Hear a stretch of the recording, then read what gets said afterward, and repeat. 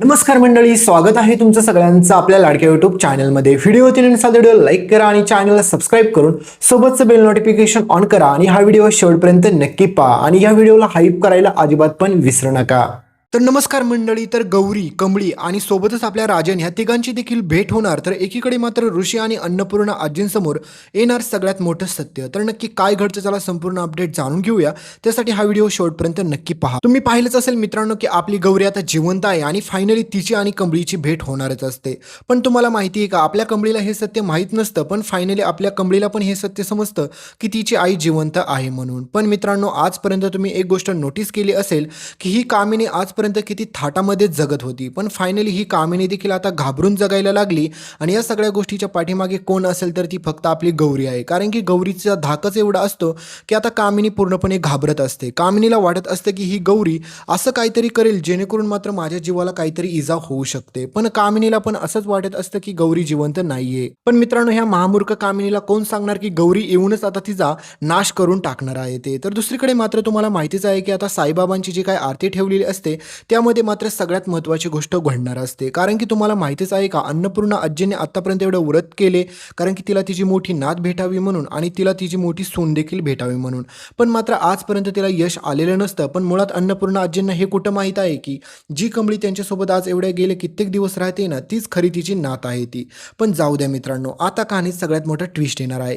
कारण की एकीकडे ह्या नयनताराने आपल्या ऋषीला ज्या प्रकारे घराच्या बाहेर काढलं होतं ना, त्याच प्रकारे तिला आता सन्मानाने आपल्या ऋषीला परत त्या घरामध्ये बोलवावं लागणार असतं. आणि नयनतारा आता पुढे हे करताना देखील तुम्ही पाहाचालच. आणि सगळ्यात भयंकर गोष्ट मित्रांनो, कारण की तुम्हाला माहितीच आहे की आपल्या ऋषीचा आणि कमळीच्या प्रेमाला आता नुकतीच सुरुवात झालेली आहे. पहिलं एकतर्फी प्रेम होतं आपल्या ऋषीचं, पण आता आपली कमळी देखील ऋषीच्या प्रेमात पडलेली असते आणि त्या दोघांच्या प्रेमाला आता सुरुवात होणारच असते. तर तेवढ्यात मात्र त्यांच्यावरती नजर पडते भयंकर अशी नयनताराची.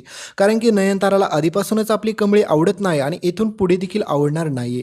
भलेही तुम्हाला माहीत असेल, सगळ्यात महत्त्वाची गोष्ट म्हणजे नयनताराने सगळ्यात पहिलं एक काम केलं होतं. ते म्हणजे तिने काही जरी झालं तरी मात्र तिने ठरवलेलं असतं की कमळीचं आणि ऋषीचं मी लग्न कधीच होऊ देणार नाही. पण तुम्हाला माहितीच आहे की नयनताराने किती जरी प्रयत्न केले तरी शेवटी तिच्या प्रयत्नाला अपयश येणार म्हणजे येणारच आहे. तर दुसरीकडे मित्रांनो, कहाणीमध्ये सगळ्यात मोठा ट्विस्ट तर असा आलेला असतो, तुम्ही पाहिलंच असेल की कशा प्रकारे आपला ऋषी आणि कमळी दोघेजण देखील मात्र आता तुम्हाला माहितीच आहे की फायनली एवढ्या जवळ पोचलेले असतात ते पण आता की कमळीच्या वडिलांना शोधण्याच्या. कारण की त्यांना त्या गाडीची इन्फॉर्मेशन हवी असते आणि ती इन्फॉर्मेशन फायनली त्यांना पुढे भेटते. आणि सगळ्यात मोठा प्लॉट ट्विस्ट तर असा येतो की राजन आणि अन्नपूर्णा आजी ते दोघेजण देखील मात्र तुम्हाला माहितीच आहे की राजनचे वडील म्हणजे सदानंद आजोबा ह्यांचा देखील सगळ्यात मोठा अपघात झाला होता. म्हणजेच तो अपघात झाला नव्हता, तर तो अपघात मुळात घडवून आणण्यात आला होता. पण या सगळ्याच्या पाठीमागे कोण आहे तुम्हाला माहिती आहे का? या सगळ्याच्या पाठीमागे ती महामूर्ख कामिनी असते. कारण की ह्या कामिनीने खूप सारे कांड आणि कुटाणे केलेत, पण ती अजूनपर्यंत कुठंच उघडकीस आलेली नसते. त्याच्यामुळे कामिनी म्हणत असते की काही जरी झालं ना तरी माझे कुटाणे कोणाला समजणारच नाही, त्याच्या अगोदरच मात्र मी त्या कमळीला संपवून टाकेल. पण तिने कधी विचारच केला नसेल की आता ती गौरी पण जिवंत आहे म्हणून. कामिनीच्या डोक्याला फक्त एकच घर होता की त्या कमळीला कसं संपवावं, पण आता गौरी जिवंत आहे हे कळल्याच्या नंतर कामिनीच्या पायाखालची जमीन सरकेल. तर पुढे आपली गौरी आता मुंबईमध्ये चक्क येते आणि ती फक्त मुंबईमध्ये येतच नाही, तर ती चक्क आता आपल्या कमळीला, राजनला, अन्नपूर्णा आजींना सगळ्यांना भेटते. तर ते कसं? कारण तुम्ही पाहिलंच असेल मित्रांनो, कमळी आणि ऋषीच्या प्रेमाचा पुढे भर तुम्हाला खूप पाहायला भेटेल. तर नयनतारा आता कमळीला भेटून सांगते की तू काही जरी झालं तरी माझ्या ऋषीपासून लांब राहा कमळी.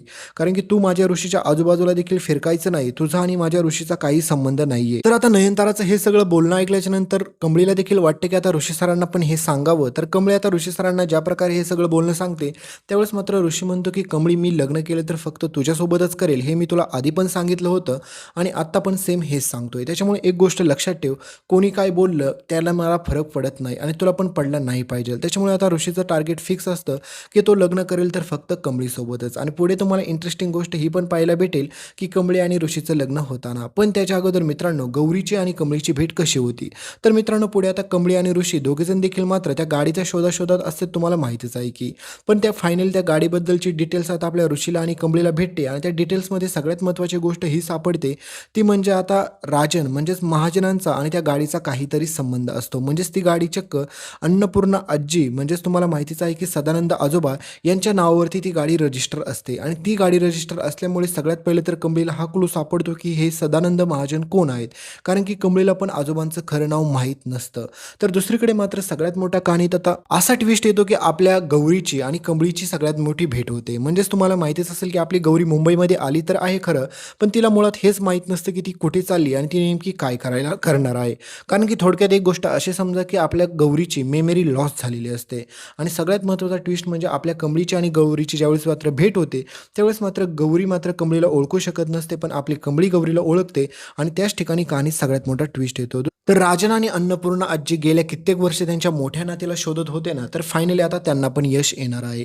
म्हणजेच तुम्हाला माहितीच असेल की राजनने एवढे प्रयत्न केले आणि त्या प्रयत्नाला फायनली आता यश आलेलं असतं आणि त्या गाडीचा सगळ्यात मोठा अपघात कोणी केला होता आणि नेमकंच काय घडलं होतं हे सत्य आधी उघडकीस येतं.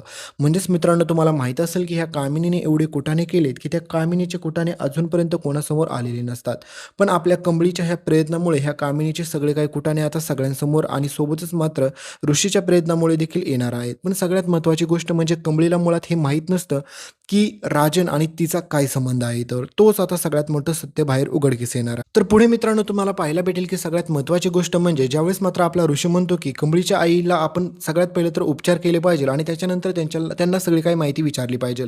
पण आपल्या कमळीच्या आईला म्हणजेच गौरीला म्हणजेच सरोजला आपल्या माहीत असतं की आपल्या कमळीच्या जीवाला धोका आहे, त्याच्यामुळे तिच्या अवतीभोवती राहणं खूप महत्त्वाचं आहे. दुसरीकडे कामिनीला ही खबर कळते की आता कमळीची आई म्हणजेच ती गौरी जिवंत आहे ते, आणि ती खबर कळल्याच्या नंतर कामिनीच्या पायाखालची जमीन सरकलेली असते. कामिनीला समजत नसतं की आता नेमकं काय करू आणि कशा प्रकारे तिला शोधू आणि तिला कायमचा तिचा खेळ संपवून टाकू, कारण की तिला आजपर्यंत ज्या गोष्टीची भीती होती की ती गौरी जिवंत असेल का नसेल, तर ते सत्य आता फायनली उघडकीस आलेलं असतं. तर पुढे मित्रांनो कहाणीतला हा सगळ्यात मोठा ट्विस्ट तुम्हाला पाहायचा आहे की राजन, अन्नपूर्णा आजी सोबतच मात्र गौरी, कमळी ह्या सगळ्यांची भेट होती का, कमळीला तिच्या वडिलांचं सत्य कसं समजतं. तर मित्रांनो फायनली तुम्हाला पाहायला भेटेल की आपली गौरी आणि राजन ह्या दोघांची भेट होते. त्यावेळेस मात्र राजन ठरवतं की भलेही गौरीसोबत आता काही घडू दे, भलेही माझी मुलगी जिवंत असो अगर नसो, पण मी गौरीची साथ सोडणार नाही, मी गौरीला घेऊनच जाणार. तर आता राजन ज्यावेळेस मात्र अन्नपूर्णा आजी ह्या सगळ्यांना आता गौरीची भेट होते त्यावेळेस मात्र आपल्या कमळीचं सत्य देखील उघडकीस येतं आणि कमळीकडे फोटो असतो म्हणजेच गौरीचा म्हणजेच तिच्या आईचा, तोच फोटो राजन पाहतो. त्यावेळेस मात्र राजनला सगळ्यात मोठा धक्का बसतो राजनला की राजनला कळते की गेले एवढे वर्ष मी माझ्या गौरीला आणि माझ्या मुलीला शोधत होता, तीच तर माझी कमळी आणि दुसरीकडे गौरी जिवंत आहे ते. तर आता सगळ्यात मोठा कहाणीत पुढे ट्विस्ट येणार आहे की राजन, अन्नपूर्णा आजी आणि सोबतच आपली कमळी ह्या सगळ्यांची भेट होताना तुम्हाला पाहायला भेटेल. दुसरीकडे मात्र ऋषीला हे सत्य समजल्याच्या नंतर त्याच्या पायाखालची जमीन सरकते, कारण की तुम्हाला माहितीच आहे की ऋषीचं आणि कमळीचं याच्या अगोदर लग्न पण ठरलं होतं, त्यांचं लग्न पण होणार होतं, त्यांची एंगेजमेंट पण पार पडलीच होती. पण मित्रांनो तुम्हाला माहितीच आहे की कमळी अन्नपूर्णा आजींची खरी नात नसल्यामुळे ते सगळं त्यांचं एंगेजमेंट मोडलेली असते. पण पुढे सगळ्यात मोठा हाच ट्विस्ट आहे की पुढे आता ज्यावेळेस हे सगळं सत्य उघडकीस येतं त्यावेळेस मात्र एकीकडे ह्या कामिनीला पण योग्य ती शिक्षा होताना तुम्हाला पुढे पाहायला भेटेल आणि दुसरीकडे सगळ्यात महत्त्वाचा ट्विस्ट राहिला मित्रांनो हा की आता फायनली आपल्या गौरी, कमळी आणि राजन ह्या सगळ्यांची फायनली एकत्रित भेट होते आणि त्याच्यानंतर मात्र ह्या कामिनीची तुम्ही फक्त हालत बघा, कारण की आपली गौरी ह्या कामिनीची अशा प्रकारे हालत करते ना की तिने कधी त्याचा स्वप्नात पण विचार केला नसेल.